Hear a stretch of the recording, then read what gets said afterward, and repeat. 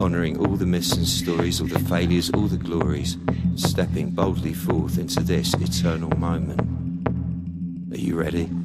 Are you ready? Everybody and everything is one.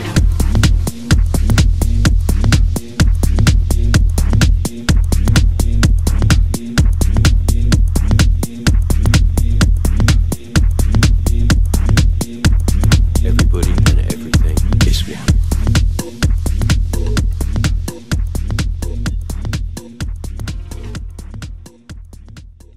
Well, hello there. It's very, very lovely to be here with you at the satsang. I just want to surprise you with the following information, that there are technical issues that we're having here at headquarters beyond our control. I say our because I'm sitting at company HQ in Leeds in northern England with Sudo crew, because we've got some work to do over the next couple of days, so I thought I'd take the advantage of that and be here. As I was in the north of England yesterday doing the most amazing workshop, I have to say, called Turning Point, with some most remarkable young people. That completely blew my mind in terms of how evolved people can be at the age of 20 and so on. Remarkable and very beautiful. So I think about positivity, which is the theme of this session, a lot, and it's supermarkets. Huge, like a football stadium in there it was, and walking along, and this Ghanaian guy, he worked for them, initially enrolled, you know, with his uniform and all the rest of it, and passes me somewhere £1,000 or whatever. I wasn't really listening to that bit. I was just looking in his eyes, thought, what a lovely guy you are, and he saw me looking and dropped the act, and he said, yeah man, no look, you've got to be positive, it's the most important, and that's exactly what I've been thinking about. You've got to be positive, it's the most important thing in the world, you've got to be positive. And he said exactly the same words, and we were laughing, we gave each other a hug. I mean, it was just so out of context for where we were and who we were in that moment, and it was pure. He said, you're a good man, you're a good man. I said, yeah, you too. And I came out there, he was my angel of positivity, and that's actually an example of how when you are positive, you can spread it and give such a gift to other people. There's so much confusion about what it means to be positive, and I'll talk about that presently. But first, if you've never been before, or even if you have been before, I don't seem to tire of saying it, so I trust you don't either too much. Satsang is an old Sanskrit word, meaning here we all sit together in our truth, in our naked truth. And most fitting really for this modern technology, which enables us to sit here all the way around the world without needing our bodies or personalities to come into the play. So we can just be ourselves, and then I take the role of the facilitator, the one who does the dance with the sound of the words, which holds us together. While we hold together, there is transmission through the sound, actually, the sound waves comprising words. That carries about 90% of the information. It's only about 10% that is carried with the actual shape of the words and the whole linguistic pattern that lies behind that, believe it or not. And the sound packets as they come through transmit a connectiveness somehow, or an intention to connect. And I'd say it was my intention, and as far as I can say, that's what I'd have to say. However, it's a sense of the intention, the big intention, pushing itself through me as the channel of it to transmit itself to everybody, that we connect. And the part of us all that is that doesn't need me to tell us that we're that, just we know it already, just knows, it feels it. And somehow in the awareness of that, collectively, we facilitate the presence amongst us, and that causes us to do some quantum jumping, is all I can say. This is the essence of Wu Wei turned into a group thing, and the more of us that do something together, the more exponentially multiplied is the effect of what we do. And it's only necessary for us to be loosely of the same intent. It's just feeling really is what it is. If we all have the feeling together, that's what we're looking for here. I called this series Spirit Restorative, really, because I just like the word and the use of restorative as a word with spirit for some reason. And it's ironic, really, because the spirit doesn't need restoring. Of course, it's our connection through to it that needs restoring. And the irony of that is that once we have reconnected with the spirit, so to speak, we realize that the thing that was connected with spirit, was an illusion anyway, and all there really is and was and would be is the spirit. That's bordering on a Zen koan, to get the mind in the jumble, to avoid which, let me continue. So this one, pumping up your positivity, I just love the word pumping, don't you? It's onomatopoeic, it really sounds like what it is. And positivity, pumping your positivity, very Anthony Robbins, like rah, rah, rah, let's go. And optimizing your optimism. Again, it's me being daft with words again, but the words are beautiful. Optimizing means making the most of something. Optimism means being in a state of making the most of things. Making the most of things is an aspect. Taking the most from things and giving the most to things. Things being the world around us. And so the idea that you will fare far better, life will proceed with far more elegance and smoothness, seamlessness, when your mindset is positive, when your intention, more to the point, is positive, has been at the heart of all the ancient disciplines since time immemorial. However, so we need to kind of dispel some of the nonsense around positivity. Because I think I've noticed when people get into thinking positively, almost a superstition arises about thinking negatively, about even acknowledging anything that might be negative. And of course this is unrealistic and childish. It's just not going to work because you're in denial of what is, or certainly what you're perceiving there to be. Because, let me explain, in the Taoist cosmology at least, you have this oneness, this presence, this unity of presence. It's just, I mean, we don't know what it is. We can't describe it. The Chinese, they called it Tao. You can call it whatever you like. It doesn't matter. It's just a name. And it's ineffable. We cannot describe what it is. We cannot fathom what it is. We can see the effect of it. That's all around us, our bodies, the world around us, the thoughts in our head, all of this phenomenon called existence. That's the effect of it. It sits in the undifferentiated absolute form, or formlessness. There is nothing at the heart of all of this, nothing. We can't conceive of nothing. We just have to acknowledge it. And bear with me here, would be not dissimilar to how a modern quantum physicist would describe exactly the same phenomenon, probably more eloquently, of course, but you get my drift. This unity, this unfathomable unity in the undifferentiated form, might not manifest. For whatever reason, this is just what happens, it bursts into being. It bursts into the world of matter. And we can look at that as a sort of linear time, chronological event, the Big Bang 40 billion years ago, and so on and so on. Or we can just see it as something that's always happening. And as soon as the one presence bursts into being, you have two poles. You've got the one presence, and then you've got the thing that's burst into being, the universe. That makes two poles. Now, as soon as, it seems, when you look at physics, as soon as you get two poles, there will be polarity. And polarity comprises two opposing forces dancing round and round each other.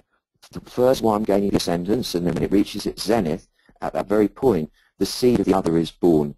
So that then the other starts to grow as the first one declines, and when that reaches its zenith, the other starts to grow. For example, you have at midday, which is the brightest time of the day, is when the seed of night is conceived. And because at that point the day's going to only get darker, the sun's going to go down. And when night reaches its darkest point is when the dawn begins. You can't see it, but it is there. And this same phenomenon governs our fortunes, the rise and fall of fortunes, so that when you are at your lowest ebb, you know, even though you can't see it, and this is what we would call requiring some faith, you know that the seed of the easy times is being born at that point. So at the moment you throw yourself in despair on the floor and rail against the forces that be, why is this happening to me? It is just not fair, or some such. That is the point where grace will descend upon you and things will start to turn and you'll be flying very high soon. And then when you're flying very high, at that point, will you acknowledge it and you go, isn't this great? I'm flying really high. As soon as you congratulate yourself for being so clever, that's the point at which the other thing's going to start and you go the other way. Now, this is inevitable. There is nothing you can do about it, nothing anyone can do about it. Anybody who thinks that they can beat the cycle of yin and yang is mistaken. Let's leave it at that. And I mean, you can try. Of course, I wouldn't want to ever dictate to you what the truth is, but from my own observations at least, it's not possible. Now, therefore, being positive, if that means to you never thinking about the negative, you are denying yourself at least half of reality. That cannot be sane. I mean, it's silly, it's daft, it's deluded. So, what does it mean to be positive? Being positive means acknowledging that there are things that frighten you, that there are things that concern you, that there are things to be concerned about, that being aware that there will be pain, that there is pain, and that things will go wrong and do go wrong, and that's why they call this the boulevard of broken dreams, and so on and so forth. And being able to see that, and also to see that it will be beautiful, and it will be easy, and it will be gorgeous, and bright, and wonderful, and warm as well, and quite probably in fairly equal measures, simply because of the yin and yang. And then, with all that awareness and acceptance of that, to vow or to intend that you will turn absolutely everything, without exception, to your advantage. That's what it means to optimize. It doesn't mean that you just focus on the sweet stuff and then go into some sort of weird unconscious freak out to deny yourself the sour stuff. It means you welcome the sweet and the sour, and you vow that you turn all of it to your advantage, no matter what, to gain maximum value from both the positive, of course, and from the negative. And, for example, through the difficult, you grow stronger. Through heartbreak, you grow stronger heart. Through defeat, you grow in your strength to become victorious, i.e. through your mistakes, you learn. It's a dojo training, the dojo, the martial arts school. That's what it is. So you go into it to become, to sharpen your mettle as a warrior, rather than to think about gaining all the time. And in fact, the Taoists were incredibly clever. They're one of the fundaments of their recipe for success. And success means loving being alive each and every moment, no matter what.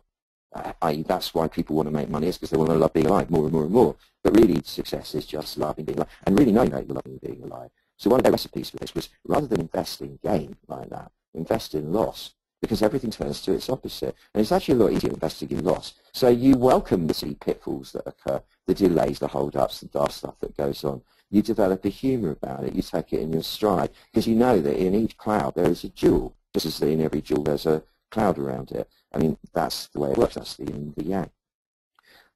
So through the easy, you gather that strength that you've acquired through the difficult, and you grow in your self-esteem, and you grow in your gratitude, if you've got your wits about you, that is. So when life is easy, and I'm talking not just the 7 years of running and 7 years of plenty, but in each and every moment. If you look at a baby, 1 second they're laughing, 1 second they're crying. And that's how we are inside as well. It doesn't really change, because you've got that yin-yang thing going on all the time.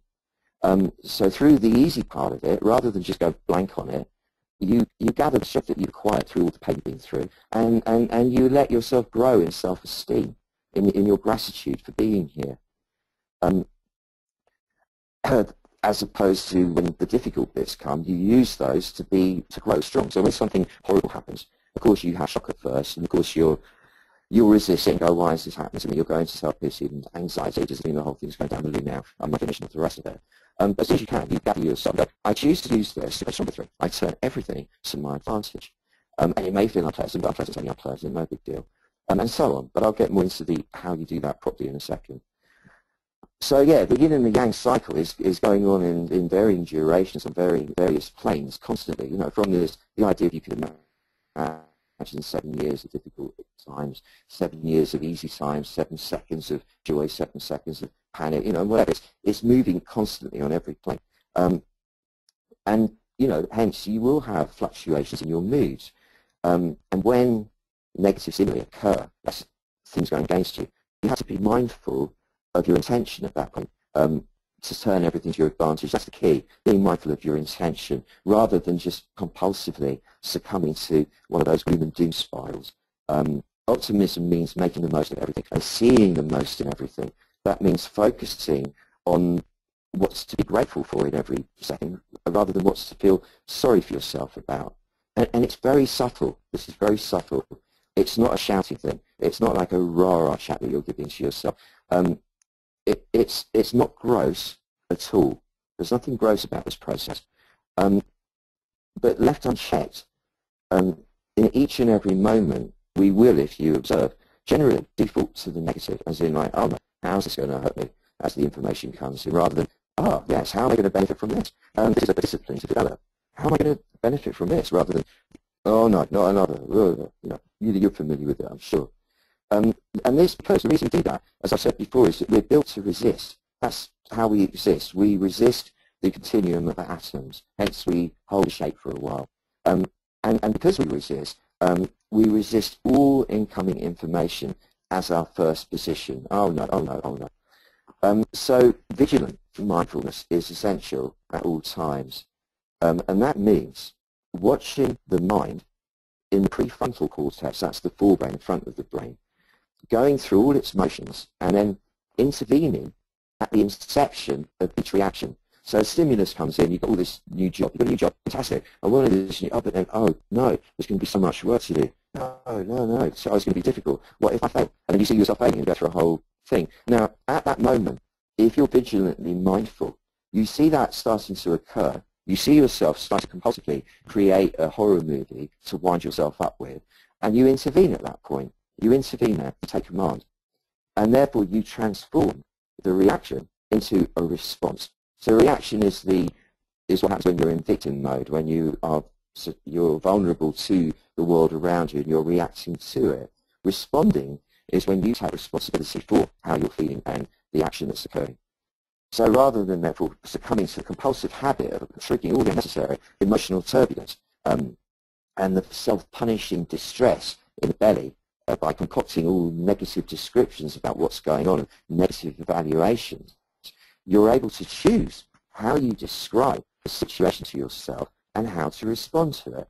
And truly, reality as we perceive it merely comprises a series of descriptions that we have made up ourselves. But we've made these descriptions up over such a long period of time that we really assume that they are sacrosanct, that they are ultimately real, that that's an illusion. Now, to be able to intervene cognitively and describe the situation and evaluate it in a different light requires two things. It's firstly understanding and accepting that reality as you're perceiving it is merely a description or a complex of descriptions that you're fabulating in your forebrain, something you're making up in there. And the descriptions and evaluations are both entirely subjective, but they don't have any ontological existence of their own. And more often than not are entirely spurious, i.e. they're inaccurate. So at one time, people actually sincerely believed that the earth was flat and that you could fall off the edges of it. And so much so that if you actually dared suggest that the ancient Taoists, for instance, which they did, knew that it was round, and you'd have been burnt at the stake for such as it. Yet that turned out to be proven entirely wrong. That description of where we were, that the sun was going around us, turned out to be wrong. As it happens, there's some idiotic, I have to say, cleric in Saudi Arabia has just pronounced that the earth is flat and stationary and that the sun revolves around it. And you can be sure that there will be his followers agreeing with it and believing it, because people love to lie to themselves no matter how much obvious proof exists to refute the lie. And it's exactly the same as the descriptions and associated evaluations in the forebrain, along with the incessant internal dialogue in there that we all use to uphold and grant sanctity to these descriptions and evaluations. They're really just one way of looking at something, and most often completely the opposite of what is actually so. Now, this is difficult to take on because it means that you have to suspend the sense of being right about things. You have to allow yourself to be in a state of insecurity. The Sufis call it the wisdom of insecurity. Now, the other prerequisite for taking command of the process of this intervention is the capacity for gaining and maintaining perspective of you. The ability to come behind all the noise of that description and evaluation, but not just in a theoretical, intellectual, philosophical, conceptual way, as that merely causes a momentary attenuation of negativity by providing just an instant of psychological distance from the object of your inquiry. Its only real value being in perhaps instigating the process. You can use your intellect, your philosophical mind, to cut in and just break the pattern momentarily, but then to actually gain perspective requires psychospatial repositioning, at which point I'm going to take a sip of my red grape juice made by Welch's, which I utterly am addicted to. Hang on, wait one. I love that stuff. The diagnosis, the prognosis of what's going on as you see it, that process, these descriptions of reality and the evaluations of your win or lose position relative to those, and your predictions of outcomes, I hope you're bearing with me, plus the resulting emotional struggle that will come from that, all of these occur up front. They occur in the forebrain and they occur in the solar plexus, respectively. This is because all the sense organs in your body, in your face, your head, face the front. Hence, life is described as occurring out there in front of you. And this naturally draws you into the front of the body and the front of the brain so that you can get a better handle on it all. If you think of yourself at 2 years old and you're seeing life out there in front of you and it's exciting to you, you can just see how it draws you forwards because you want to get hold of it more easily. You want to be able to literally use your hands to pick things up. And if you go forwards, it'll be easier, you think. But as it turns out, having got into the habit of it over the years, so that we don't even realize we're doing it, as a way of handling life, this is actually a bit like a swimming pool that someone has lost their earring in. And in fact, you can swim about underwater all day, scouring the pool inch by inch, and may possibly find it, or you can climb out and climb up the high diving board. And if you've got a good pair of binoculars handy, gain like a satellite view of the whole pool, and it'll be far more likely to show you where the bracelet actually is, whereupon diving in to retrieve it requires only the minimum effort. This is achieved by training yourself into your back. Occupying your back and the rear sector of the brain, you step way back behind the noise of description and evaluation into the pure space of simple delight in being here to watch the show, whether you find the earring or not. In other words, whether it's going in or yang for you. Once you're able to gain value from each and every moment, whether it's difficult or easy, whether it's negative or positive, because you can see the game is not about whether you find the earring or not. Earrings are just earrings, however valuable or beautiful. You can see and feel that from back here that the game is simply to love the moment, because the moment is truly, truly all you have. Being here to experience each moment is the only real gift there is, and it's the biggest gift there is. What actually goes on, moment by moment, is merely trinkets by comparison, no matter how wonderful. Everything on the earth plane disintegrates sooner or later. So no matter how many of the trinkets you amass, nor how big and wonderful and magnificent they are, they'll all vanish eventually, or you will before they do. That's just the way it works. So being positive is not primarily even about being positive about attaining your goals, believe it or not. It's about enjoying being here each moment regardless. Then, in relation, and I'm talking about not theoretically, I'm talking about this is what you sense, this is what happens when you sit in your bag. And then in relation to all trinkets of life, and these include even the hugest boons of love and health and wealth and longevity, success and all the rest of it, with your intention to optimize, in other words, to turn everything to your advantage, and for life therefore to proceed with elegance by being in a state of deep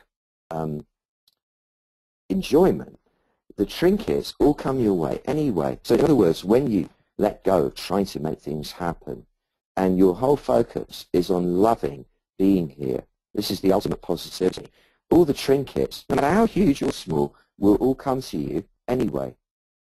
The Taoists say that when you are empty, truly empty, of desire, of this need to grasp at everything, when you're empty, even gods and spirits will come to you bearing great gifts, let alone the mortals. Now, this is how you do this. How you empty is by emptying the front part, by moving yourself into your back, and we'll do that in a moment. Once in the rear of you, there in the solid stillness of the back and the rear brain, you're unaffected by partiality to this outcome or that. You're able to describe reality differently. You're also able to rewrite the criteria by which you evaluate your position. It also provides you the facility for honesty rather than storytelling. So you start from the truth that you're here, and as anyone who's about to be killed will tell you, it's also true that being here is the greatest gift of all, and everything else, no matter how seemingly important, comes after that. Then you allow yourself the natural gratitude and nourishment of being in receipt of the greatest gift there is. And being such a recipient means you're of worth. You're worthy of the greatest gift. That takes care of self-esteem issues at the root. And if you're receiving the greatest gift there is, which you are, there is no question that you're worthy of it. Of course you are, or you wouldn't be here receiving it. And that's your self-esteem taken care of. So you're winning the game immediately, regardless of goals. You're winning now. And then, from this day, you look at what irks you, the external, internal conditions that are apparently limiting you or destroying your joy, the negatives, all the things that are pissing you off, the things that are frightening you, the things that send you into a paranoid panic, all of that. But rather than be in denial of them, rather than brush them under the carpet or pave over them, rather than pretend they're not there, or that you're so tough that you don't care about them, you stare them in the eye and you say, I choose to make this work for me, however challenging, and turn it to my advantage. I grow stronger through it. I choose to make this work for me, however challenging, and turn it to my advantage. And I grow stronger through it. I choose to make this work for me, however challenging, and turn it to my advantage. I grow stronger through it. And rather than evaluate your position as weak, as we do tend to do, you focus on the actuality. You drop the evaluation. You focus on the fact that you are here, in the game, for at least another moment. And therefore, in this moment, your position is strong. And that's as good as you can get it. Going beyond that is just imagination.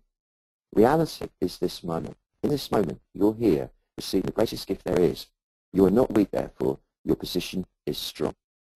So what you're doing is you're changing the description of experience altogether, fundamentally.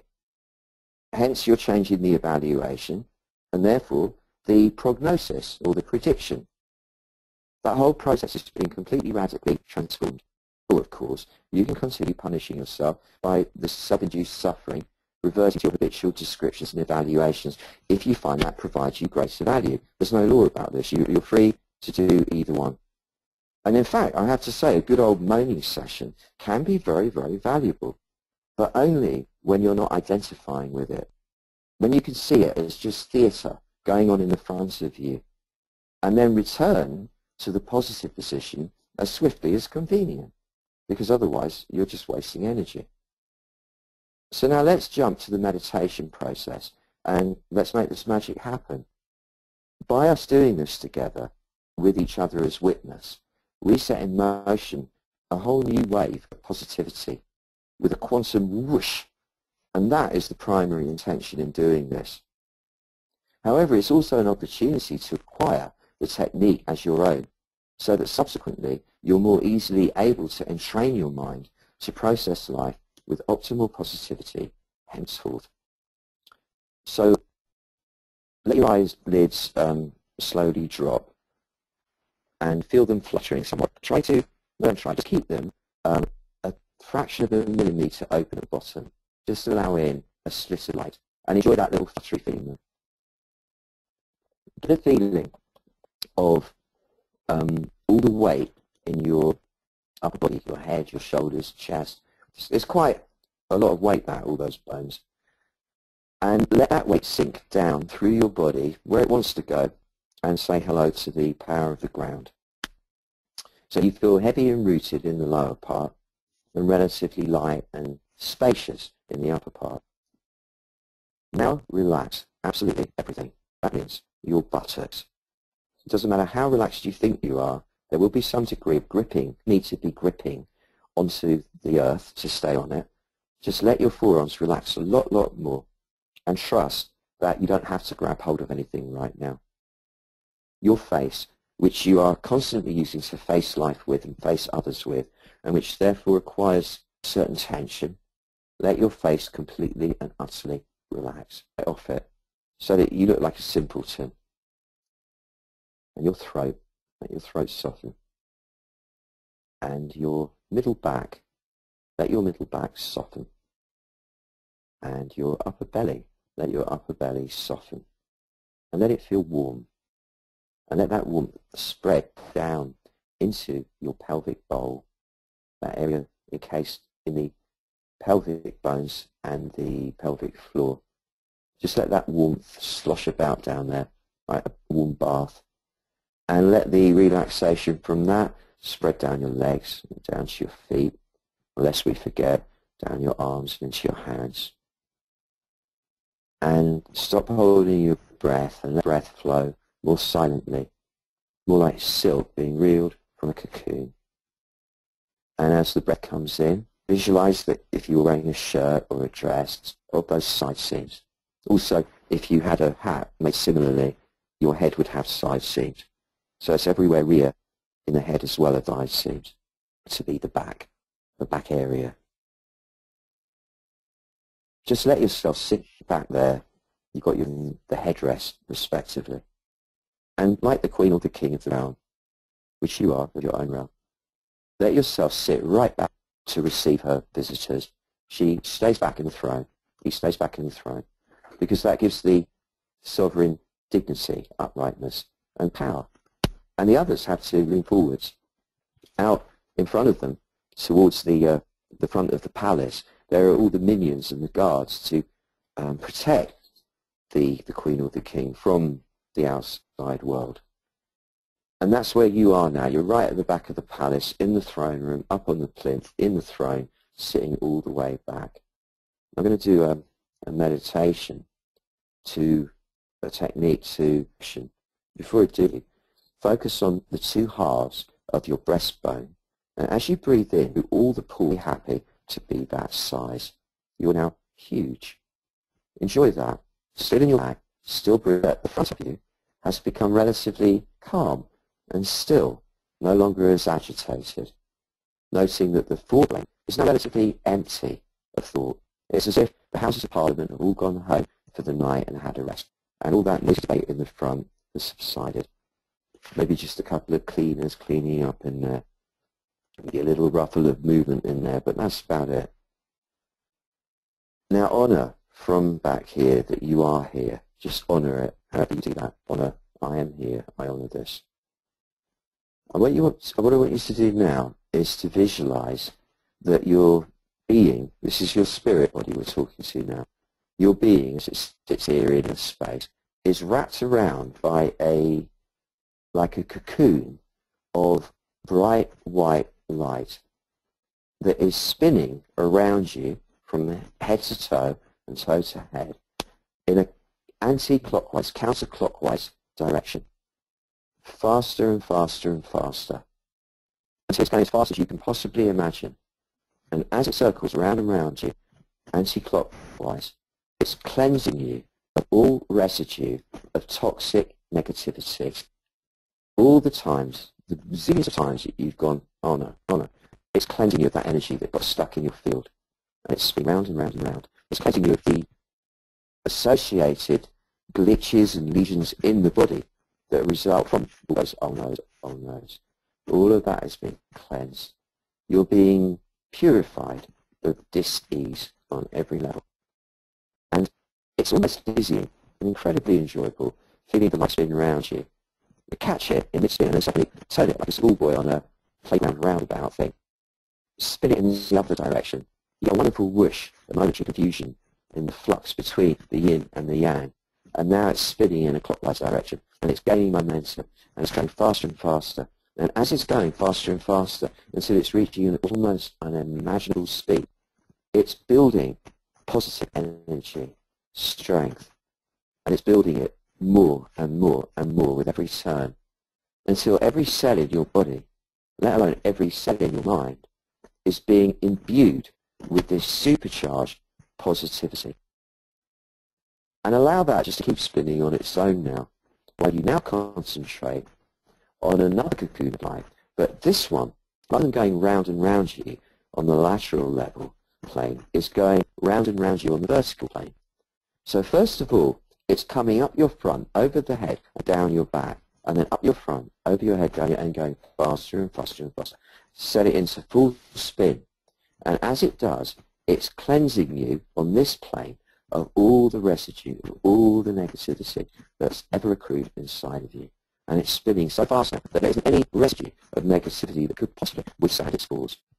And again, just like a schoolboy or a schoolgirl playing with a bicycle wheel, making it go the other way now, spin it round clockwise so it goes over the back, up the back, over your head and down the front, up the back, over the head, down the front. And now keep it spinning faster and faster and faster.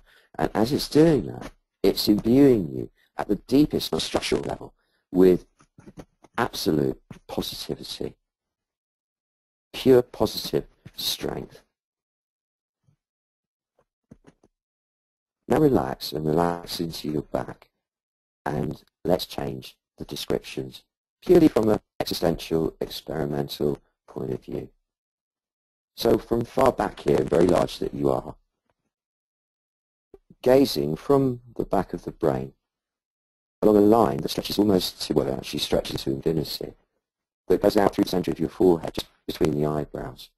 You can see, if you focus carefully, you and your local life very far away on that beautiful green and white and blue and beige planet.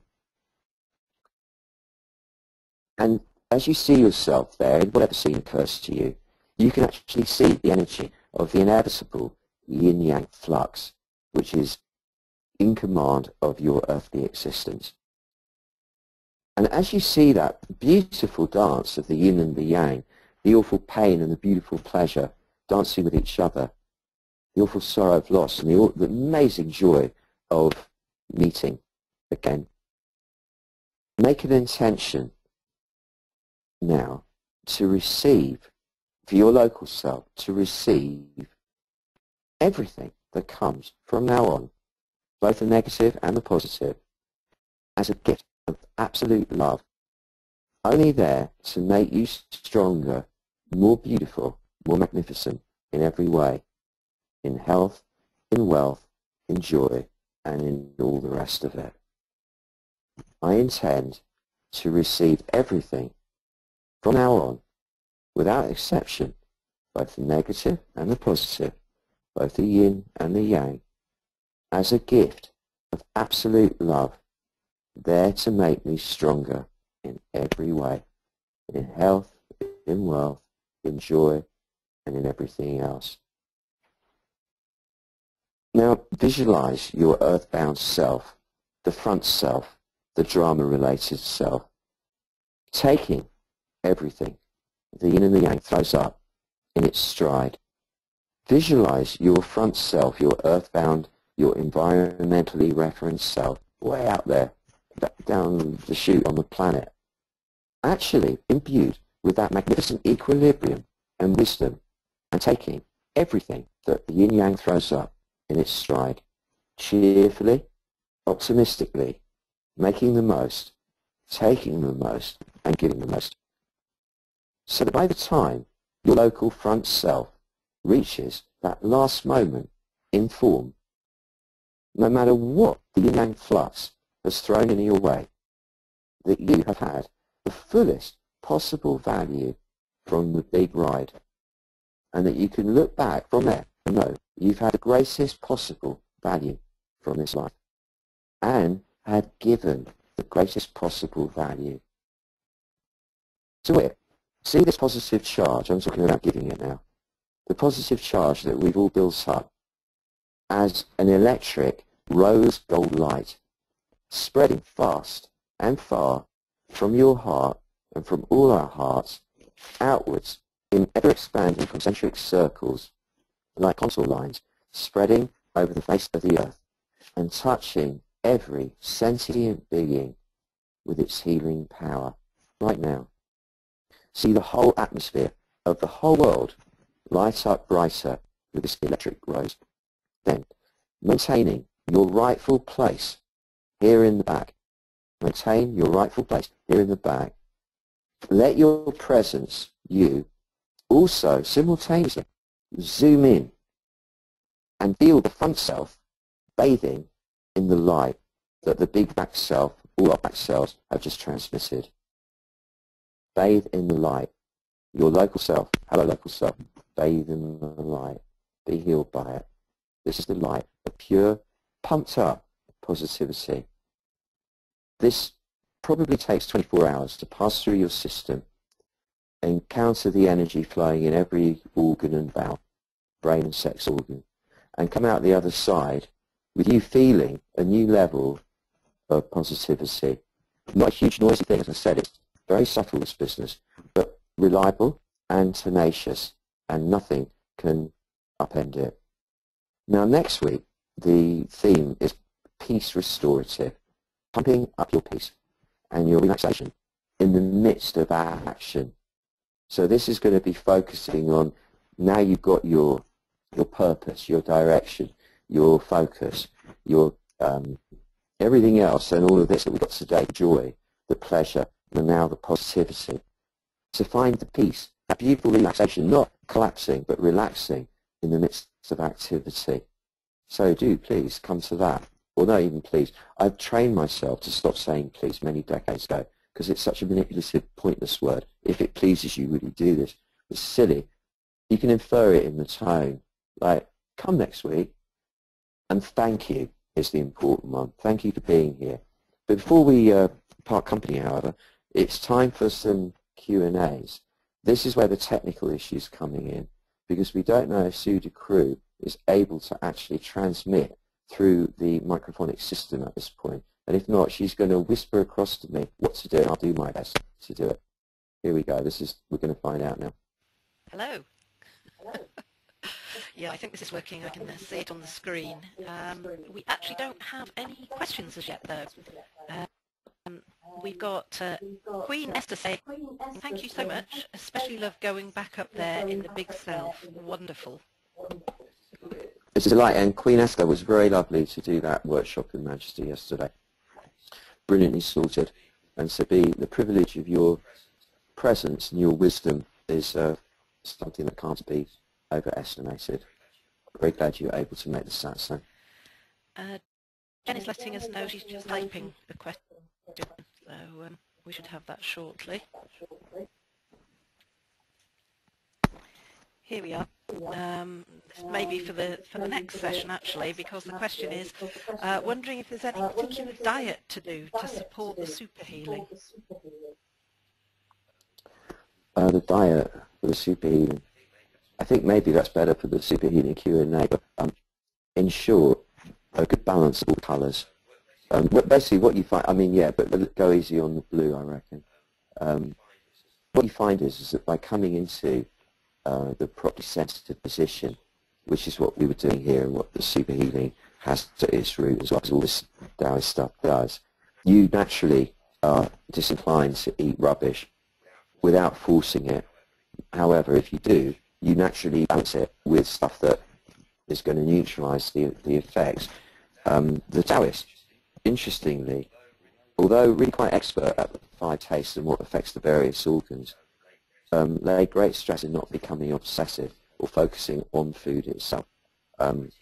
My teacher considered our Western obsession with food and cooking a neurosis. In fact, it takes care of itself, really. But what I found is a good balance, as I say, as well, between the 5 tastes, between the 5 colours, as I say, easy on the blue, and the black, and I guess, as well, and the white. Stay away from the white as much as possible, unless it's white radish. And your instinct, your intuition will guide you what to eat, if you let it. Mary Beth says, by being positive and creating positivity, are we also creating negativity, or is it all just labelling and describing? Well, we're not really creating positivity, dear Mary Beth, I think. What we're doing is we're discerning it and choosing to invest in our energy in that aspect. And it's not, as I said, it's not in denial of negativity. So yeah, if you were being positive about one particular outcome, you might be, well, you would be, if you got that outcome, there'd be the other side of it as well. That might be a bad outcome, I don't know. But we're not. What we're doing is we're coming back behind both of those. So it doesn't matter which way the outcome goes. You're already winning because you're here. And then you're choosing to focus on this gift of being here and therefore loving every second of it. The juice of being here is the ultimate juice, and you're just loving every moment of it. It then doesn't matter if it goes negative or positive out there in front. That is just descriptions. And so what looks negative, even some things really are very hard to say that isn't negative, even so, given time, it will revert to the positive. It will transform. Even after the most ferocious wars, the culling of humanity has resulted in amazing progress subsequently at an awful, horrible price. It would be fantastic if we could avoid such extremes, of course. But even the worst things that can ever happen result in something equally as beautiful happening subsequently. And that is positivity, is being willing to take advantage of, or rather turn whatever is occurring to your advantage, even if it's only, not that this is a small thing, just to let it feed your, when I say delight, that's not the opposite of horribleness. I'm talking about this strange feeling that's hard to describe, of just being here, this exhilaration perhaps of just being, just allowing the yin and the yang to feed that and growing through it. That's positivity. That's the ultimate one. And there is no negative aspect to that at all. No more questions, Stephen, but several comments. Malkit says, thank you, Stephen. What a beautiful satsang, and bless you. Bless you too for being here. It's your beautiful presence, and as along with everyone else's, that makes it be what it is. So thank you too. Jamie says, thank you, Barefoot, and everyone else here. You're totally welcome. Kieran says, thank you. Brilliant. Wow, Kieran B., what an honour to have you here. You beautiful woman, how lovely to have you here. I'm really truly honoured. I feel graced by that. Thank you for being here.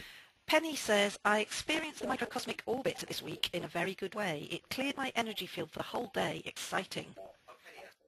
Oh, Penny, that's wonderful. When I was doing that, I really was feeling somebody's really getting this. I can feel it. I know it. I could feel it. Someone's getting this really strong today. Wonderful. I'm glad. Okay, and this last one is from Inga. It's been quite some time since I've made it to a live satsang, and this one, even for a radical optimist as myself, was utterly fantabulous. So wonderful. Thank you. And how different it feels. I'm reminded to be here with you live. I have no question per se. Sending you love herewith and deepest appreciation. Lots of love, Inga. Oh, bless you, Inga. Would you blow a kiss to the Rocky Mountains for me? And thank you so much for being here. It's an honour to have you here. And everybody, truly, thank you so much. And one guy complained last week and went off things. Apparently, he said that this is just a lecture. This is an experience. I know all this stuff anyway. It's fundamental. It's basic, simple stuff. And I thought, oh yeah, really? Really? I mean, I'm learning all the time myself. So I was a tad self-conscious that was I lecturing. But you've got to talk about it first. I have to anyway. Otherwise, it just seems to be a bit, I don't know, a bit controlling, really, just to sort of let on you without explaining the rationale, don't you think? It's been very beautiful to be here with you. Thank you so much. And do come next week. It will be great. Peace restorative. Pump up your peace, baby. All right. Bye-bye. Coming home, that's what you want.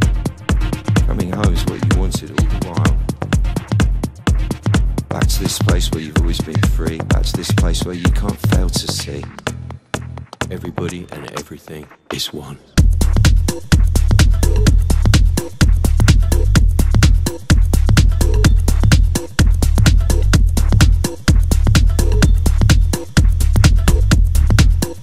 Everybody and everything is one.